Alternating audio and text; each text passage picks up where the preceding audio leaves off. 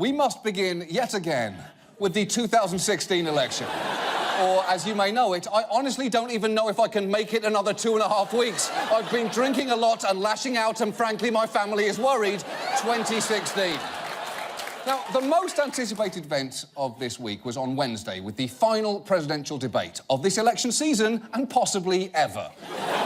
It was the candidates' last chance to show that they can elevate the tone of this campaign. How did that go? Putin, from everything I see, has no respect for this person. Well, that's because he'd rather have a puppet as president of the United States. No puppet. And it's pretty clear. You're the puppet. It's pretty clear you won't admit that the Russian. That is a pretty childish tone. No, you're the puppet sounds like something teenage Pinocchio would yell at Geppetto before slamming his bedroom door. You're the puppet! You're the puppet! I wish I'd never been carved! And look, I would love to say that that was Trump's low point of the evening, but there were so many more.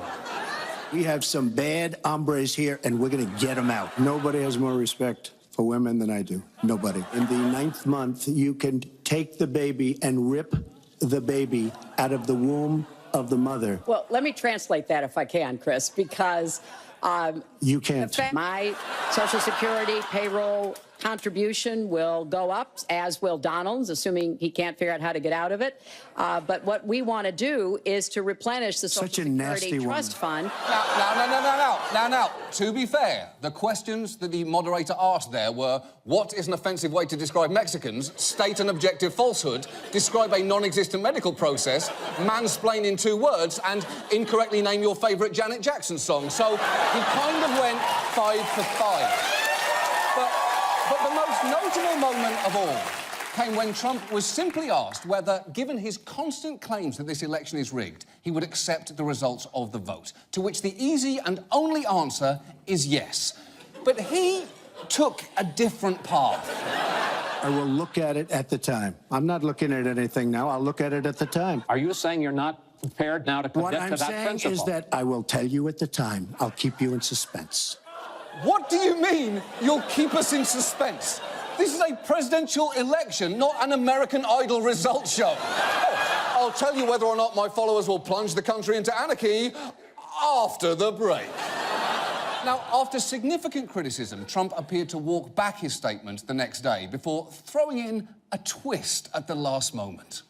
I would like to promise and pledge to all of my voters and supporters and to all of the people of the United States that I will totally accept the results of this great and historic presidential election if I win.